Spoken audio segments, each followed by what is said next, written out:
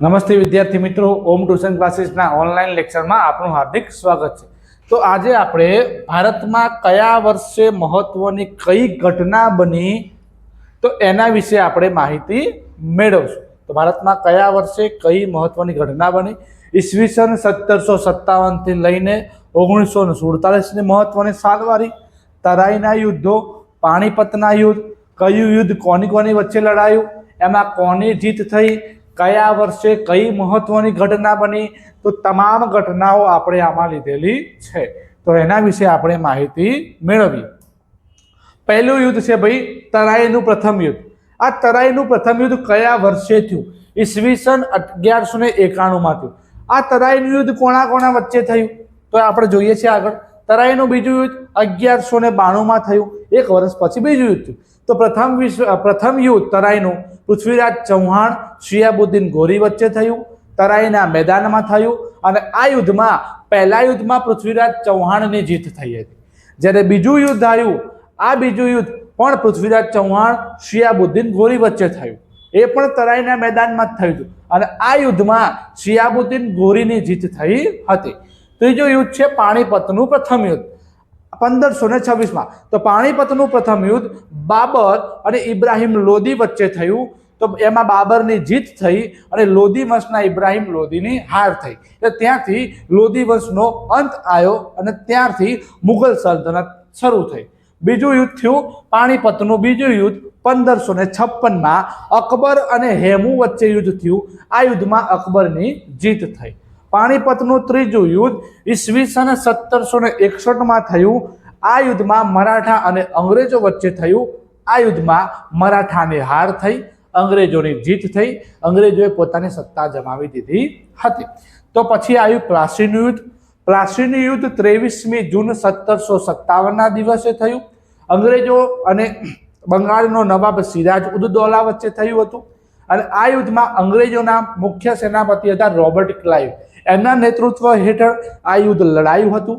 આ યુદ્ધમાં સિરાજ ઉદ દૌલાની હાર થઈ હતી, અંગ્રેજો એમાં જીતી ગયા હતા। એના પછી યુદ્ધ આવ્યું ભાઈ બક્સરનું યુદ્ધ ઈસવીસન 1764 માં। તો બધા જ યુદ્ધ અહીંયા આપેલા છે, તો આપણે હવે એની માહિતી મેળવીએ। પહેલું યુદ્ધ છે ભાઈ તરાઈનું યુદ્ધ, ઈસવીસન 1191 માં થયું। કોની કોની વચ્ચે થયું તો આ જે યુદ્ધ છે આ યુદ્ધ પૃથ્વીરાજ ચૌહાણ શિયાબુદ્દીન ગોરી વચ્ચે થયું। કોની જીત થઈ ભાઈ આમાં? પૃથ્વીરાજ ચૌહાણની જીત થઈ હતી। બીજું યુદ્ધ આવ્યું તરાઈનું બીજું યુદ્ધ ઈસવીસન 1192 માં। એ પણ સેમ જ રાજા પૃથ્વીરાજ ચૌહાણ શિયાબુદ્દીન ગોરી, પણ આમાં શિયાબુદ્દીન ગોરીની જીત થઈ હતી। પછી હવે જોઈએ પાણીપતના ત્રણ યુદ્ધ। પાણીપતનું પ્રથમ યુદ્ધ 1526 માં થયું, બાબર અને ઇબ્રાહિમ લોદી વચ્ચે। આ યુદ્ધમાં બાબરની જીત થઈ, ઇબ્રાહિમ લોદી હારી ગયો, એટલે લોદી વંશનું પતન થઈ ગયું અને ભારતમાં મુગલ યુગની શરૂઆત થઈ। બીજું યુદ્ધ આવ્યું પાણીપતનું બીજું યુદ્ધ ઈસવીસન 1556 માં આ યુદ્ધ થયું। આ યુદ્ધ અકબર અને હેમુ વચ્ચે થયું હતું, એમાં હેમુનો પરાજય થયો, અકબરની એમાં જીત થઈ। આ પણ મુગલ યુગ હતો। ત્રીજું યુદ્ધ આવ્યું પાણીપતનું ત્રીજું યુદ્ધ 1761 માં થયું। મરાઠા અને અંગ્રેજો વચ્ચે થયું, મરાઠા હારી ગયા, અંગ્રેજોની આમાં જીત થઈ હતી। નેક્સ્ટ જોઈએ પ્લાસીનું યુદ્ધ અને બક્સરનું યુદ્ધ। તો પ્લાસીનું યુદ્ધમાં કેવું હતું કે ભાઈ સિરાજ ઉદ દૌલાના પૂછ્યા વગર અંગ્રેજોએ કિલ્લેબંધી કરી દીધી, અને એ દરમિયાન સિરાજ ઉદ દૌલાને એવું થયું હું રાજા છું છતાં મને આમણે પૂછ્યું નહીં, એટલે સિરાજ ઉદ દૌલાએ એ કિલ્લાને તોડી નાખ્યો અમને પૂછ્યા વગર।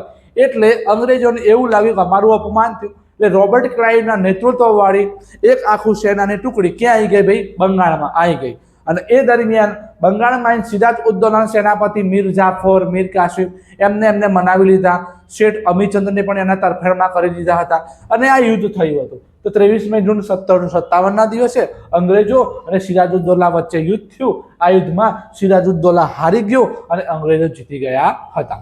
બક્સરના યુદ્ધમાં સિરાજ ઉદ દૌલાને હરાઈને એને મારી નાખ્યો, તો મીર જાફરને નવાબ બનાવ્યો, એના પછી મીર કાસિમનો નવાબ બનાવ્યો। તો મીર કાસિમ તો મીર જાફરથી પણ વધુ મહત્વાકાંક્ષી નીકળ્યો, એટલે અંગ્રેજોને ગમ્યું હતું નહીં। એટલે મીર કાસિમ અને જાફર તો એમના ન ગમ્યું, એના કારણે આ ત્રણ જણની સંયુક્ત ટુકડી એક બાજુ રહી, એક બાજુ અંગ્રેજો રહ્યા. તો પહેલો હતો બંગાળનો નવાબ મીર કાસિમ, બીજા નંબરમાં અવાધનો નવાબ હતા સુજાક, અને ત્રીજો હતો મુઘલ સમ્રાટ શાહ આલમ બીજો. આ 3 જણની સેના આપણે જો ભેગી કરીએ તો આ 3 જણની સેના 50,000ની સેના હતી, જ્યારે અંગ્રેજો જોડે માત્ર ને માત્ર 7,052 વ્યક્તિ હતા. તો ક્યાં 50,000 વ્યક્તિઓનું સેના અને ક્યાં 7,052 વ્યક્તિ, છતાં પણ અંગ્રેજો જીતી ગયા હતા અને આ 3 વ્યક્તિઓ સંયુક્ત સેના હતી છતાં પણ એ હારી ગયા હતા. તો આપણે મહત્વના યુદ્ધ જોયા. તરાઈનું પ્રથમ યુદ્ધ જોયું, તરાઈનું બીજું યુદ્ધ જોયું, પાણીપતનું પ્રથમ યુદ્ધ, પાણીપતનું બીજું યુદ્ધ, પાણીપતનું ત્રીજું યુદ્ધ, પછી પ્લાસીનું યુદ્ધ જોયું, પછી બક્સરનું યુદ્ધ જોયું. હવે આપણે આગળ માહિતી મેળવીએ છીએ. તો જોઈએ, તરાઈનું યુદ્ધ 1191માં થયું પહેલું, બીજું યુદ્ધ 1192માં થયું, પાણીપતનું પ્રથમ યુદ્ધ 1526, પાણીપતનું બીજું યુદ્ધ 1556, પાણીપતનું ત્રીજું યુદ્ધ 1761, પ્લાસીનું યુદ્ધ 23મી જૂન 1757, બક્સરનું યુદ્ધ 1764. આટલે સુધી આપણે માહિતી મેળવી હતી. હવે આપણે નેક્સ્ટ જોઈએ કે વિદ્યાર્થી મિત્રો કે ભારતનો પ્રથમ સ્વાતંત્ર્ય સંગ્રામ ક્યારે શરૂઆત થઈ? 1857માં. ભારતના પ્રથમ સ્વાતંત્ર્ય સંગ્રામમાં પ્રથમ શહીદ કોણ થયા હતા? મંગલ પાંડે થયા હતા. એ કઈ પરેડમાં હતા? બરાકપુર પરેડમાં હતા. ભારતીય રાષ્ટ્રીય કોંગ્રેસની સ્થાપના 28મી ડિસેમ્બર 1885ના રોજ કરી. આ ઇન્ડિયન નેશનલ કોંગ્રેસના સ્થાપક કોણ હતા? Allan Octavian Hume, AO Hume. પણ કોંગ્રેસનું પ્રથમ અધિવેશન 28મી ડિસેમ્બર 1885 દિવસે ક્યાં ભરાયું હતું? મુંબઈમાં સંસ્કૃત તેજપાલ સ્કૂલ હતી ત્યાં ભરાવવામાં આવેલું હતું. અને એના પ્રથમ પ્રમુખ હતા વ્યોમેશચંદ્ર બેનર્જી, એના પ્રથમ અધ્યક્ષ હતા. એના પછી બંગાળના ભાગલા ક્યારે પડ્યા? ઈસવીસન 1905માં બંગાળના ભાગલા પડ્યા. આ ભાગલા કોણે પડ્યા હતા ભાઈ? લોર્ડ કર્ઝન દ્વારા આ બંગાળના ભાગલા પાડવામાં આવ્યા હતા. ત્યાં શું બહાનું કાઢ્યું કે આવડા મોટા પ્રાંતનો વહીવટ સરળ ન લાગ્યો એટલે બંગાળના ભાગલા એને પાડ્યા હતા. ભાગલા ક્યારે રદ કર્યા? 1911માં ભાગલા રદ કર્યા. જ્યારે ભાગલા પડ્યા હતા હિન્દુ મુસ્લિમે શોક દિવસ તરીકે ઉજવ્યો, રક્ષાબંધન દિવસ એ દિવસ ઉજવ્યો હતો. મુસ્લિમ લીગની સ્થાપના ક્યારે થઈ? 1906માં મુસ્લિમ લીગની સ્થાપના કરવામાં આવી હતી. સુરત અધિવેશન કોંગ્રેસમાં ક્યારે ભરાયું હતું? 1907માં ભરાયું હતું. અને આ અધિવેશનમાં કોંગ્રેસના 2 ભાગલા થઈ ગયા, એક જહાલવાદ અને એક મવાળવાદ. આવા 2 ભાગ પાડ્યા હતા. જહાલવાદમાં 3 ત્રિપુટી આવે, લાલ, બાલ અને પાલ. એ જહાલવાદમાં જોડાયા. બીજું બધો મવાળવાદ હતો. જહાલવાદ ઉગ્ર રાષ્ટ્રવાદ માટે હતું, જ્યારે મવાળવાદ એ નરમ વલણ ધરાવતા હતા. તો જહાલવાદ મવાળવાદ અલગ થયા 1907માં. નેક્સ્ટ જોઈએ આપણે ભારતનું રાષ્ટ્રીય રાજધાની દિલ્હીની ક્યારે ઘોષિત કરી? 1911માં. એના પછી પ્રથમ વિશ્વયુદ્ધ ક્યારે થયું? 4 વર્ષ ચાલ્યું. 1914 થી લઈને 1918 સુધી પ્રથમ વિશ્વયુદ્ધનો સમયગાળો છે. ગાંધીજી જ્યારે 1893માં દક્ષિણ આફ્રિકા ગયા હતા, પછી પરત ફરીને પાછા ક્યારે આવ્યા? 9મી જાન્યુઆરી 1915ના દિવસે પાછા આવ્યા. એટલા જ માટે 9મી જાન્યુઆરી પ્રવાસી દિવસ તરીકે આપણે ઉજવીએ છીએ. નેક્સ્ટ બીજું વિશ્વયુદ્ધ ક્યારે થયું? 1 સપ્ટેમ્બર 1939 થી લઈને 1945 સુધી બીજું વિશ્વયુદ્ધ ચાલુ થયું. અને બીજા વિશ્વયુદ્ધમાં હિટલરે પોલેન્ડ ઉપર આક્રમણ કર્યું. એનું તાત્કાલિક કારણ હતું. હોમ રૂલ લીગની સ્થાપના ક્યારે થઈ? 1916માં.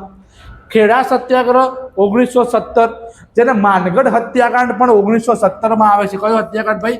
માનગઢ હત્યાકાંડ 1917માં યોજાયો એટલે કે થયો હતો. ત્યારબાદ ખેડા સત્યાગ્રહ 1917. જલિયાવાલા બાગ 13મી એપ્રિલ 1919ના દિવસે પંજાબના જલિયાવાલા બાગમાં વૈશાખીનો તહેવાર હતો. એ દરમિયાન જે રોલેટ એક્ટ આવ્યો અને એ કાયદા હેઠળ ડૉક્ટર સત્યપાલ મલિક અને સૈફુદ્દીન કિચલુ આ બંને ધરપકડ થઈ હતી. તો એમને છોડવા માટે એ સભા ભરાઈ હતી.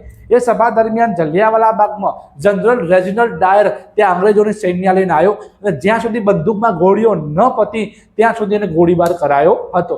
1000થી વધુ લોકો મૃત્યુ પામ્યા હતા. 1200થી વધુ લોકોમાં ઘવાયા હતા. 1.5 મીટર ઊંચી દિવાલ હતી. આવા જવા માટે એક જ રસ્તો હતો અને વચ્ચે એક અવાવરો કૂવો હતો. Next Rowlatt act 1919. આને ગાંધીજીએ કાળો કાયદો કહેલો છે. જવાહરલાલ નહેરુએ નો અપીલ, નો દલીલ, નો વકીલ કહેલું છે. ગમે તે વ્યક્તિને કારણ આપ્યા સિવાય એને ધરપકડ કરી લેવાની અને સમય જેટલો સમયને જેલમાં રાખવો એટલો રાખવાનો હતો, એવો કાયદો હતો. ખિલાફત ચળવળ 1919, અસહકાર આંદોલન 1920 થી 1921 ચલાવવામાં આવ્યું હતું. એમાં બે ઘટના હતી, રચનાત્મક પાસું, ખંડનાત્મક પાસું.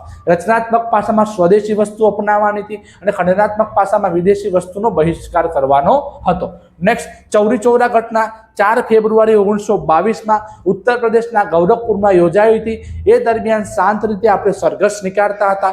એ દરમિયાન અંગ્રેજોએ આપણા ઉપર અત્યાચાર ગુજાર્યા, તો એના વિરુદ્ધમાં ભારતના લોકો ઉગ્ર થયા અને ચૌરી ચૌરાના પોલીસ સ્ટેશનમાં 22 જીવતા પોલીસને સળગાવી દીધા હતા. તે દરમિયાન ગાંધીજીએ અસહકાર આંદોલન મોકૂફ કર્યું હતું અને બોલ્યા હતા કે મેં હિમાલય જેવડી મોટી ભૂલ કરી છે અને આજથી હું અસહકાર આંદોલન પાછું ખેંચું છું. સ્વરાજ પક્ષની સ્થાપના 1923 થઈ. બોરસદ સત્યાગ્રહ પણ 1923 થયો. આરએસએસ રાષ્ટ્રીય સ્વયંસેવક સંઘની સ્થાપના 1925 થઈ. સાયમન કમિશન પરીક્ષામાં પૂછાતું હોય છે 1927. સાયમન કમિશનમાં 7 સભ્યો હતા. સાયમન એના અધ્યક્ષ હતા. સાથે 7 સભ્યો અંગ્રેજો હતા. એ ભારતીય વ્યક્તિનો દુઃખ દર્દ સમજી શકે એવો એક પણ વ્યક્તિ સાયમન કમિશનમાં ન હતો. એટલા માટે આપણે સાયમન કમિશનનો વિરોધ કર્યો હતો. સાયમન ગો બેકના નારા લગાવ્યા હતા અને આ દરમિયાન લાલા લજપતરાય ઘવાયા હતા. અંતે એમનું અવસાન થઈ ગયું. ગોવિંદ વલ્લભ પંત એટલા ઘવાયા હતા કે એ કાયમી માટે વિકલાંગ બની ગયા હતા. અને લાલા લજપતરાય આ સાયમન કમિશનના સોન્ડર્સ દ્વારા એમને લાઠીચાર્જ કર્યો અને એમનું અવસાન થયું. એટલા માટે ભગતસિંહ, સુખદેવ અને રાજગુરુએ આ સોન્ડર્સની હત્યા કરી હતી અને એટલા માટે એમને ફાંસીની સજા આપવામાં આવી હતી. નેક્સ્ટ જોઈએ આપણે આગળ. બારડોલી સત્યાગ્રહ 1928 સરદાર વલ્લભભાઈ પટેલના નેતૃત્વ હેઠળ થયો હતો. આમાં એમની જીત થઈ એટલે એમને સરદારનું બિરુદ આપવામાં આવ્યું હતું.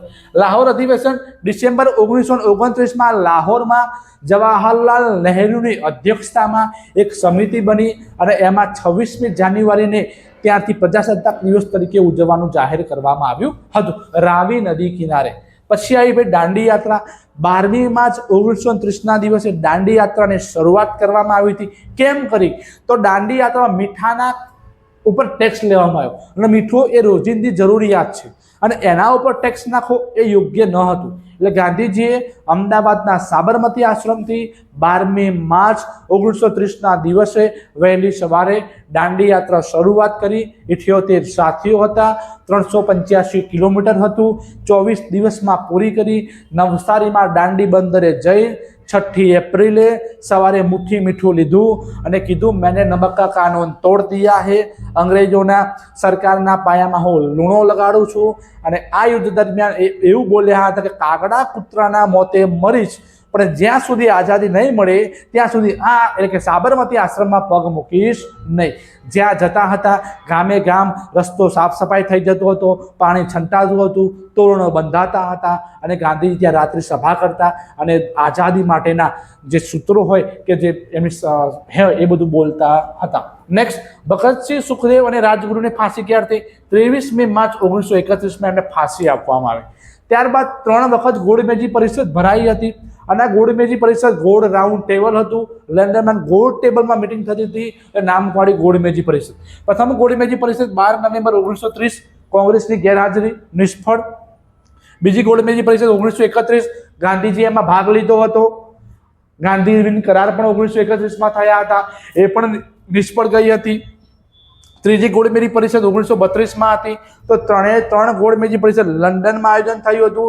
3 પરિષદ નિષ્ફળ ગઈ હતી, એક પણ સફળ હતી નહીં. નેક્સ્ટ, ભારત સરકારનો અધિનિયમ 1935માં ઘણા બધા નીતિ નિયમ બનાવવામાં આવ્યા. ઓગસ્ટ પ્રશ્નાવલ લીલનીત ગો દ્વારા 1940માં અમલ આવ્યો. Trips mission March 1942. હિન્દ છોડો ચળવળ 8મી ઓગસ્ટ 1942માં મુંબઈમાં ગોવલિયા ટેન્કની ટાંકી પાસેથી આ હિન્દ છોડોનો ઐતિહાસિક સ્થળાવ પસાર કરવામાં આવ્યો અને અંગ્રેજો ભારત છોડીને જતા રહે એટલા માટે એમની ગાંધીજીની છેલ્લી લડાઈ હતી. એ બોલ્યા હતા ડુ ઓર ડાય, કરેંગે યા મરેંગે, આ મારી અંતિમ લડાઈ છે, એમાં મારે જે કરવું પડશે એ કરીશ તેવું બોલેલા હતા. બેવેલ યોજના 1945, કેબિનેટ મિશન 1946, માઉન્ટ બેટન યોજના જૂન 1947માં જ્યાં ભારત અને પાકિસ્તાનના 2 ભાગલા પાડવામાં આવ્યા હતા. હિન્દ સ્વાતંત્ર્ય ધારો 1947, પાકિસ્તાન દેશ આઝાદ થયો 14મી ઓગસ્ટ 1947ના મધ્યરાત્રિએ અને ભારત દેશ આઝાદ થયો 15મી ઓગસ્ટ 1947ના દિવસે. તો જો વિદ્યાર્થી મિત્રો આમાં મેં તમામ માહિતી આપેલી છે.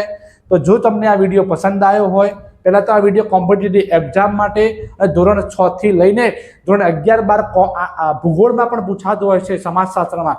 તો તમામ માહિતી મેં આમાં લીધેલી છે. તો જો વિદ્યાર્થી મિત્રો આ વિડીયો આપને પસંદ આવ્યો હોય તો લાઈક કરજો, શેર કરજો અને ચેનલને સબસ્ક્રાઈબ કરવાનું ભૂલતા નહીં. અસ્તુ.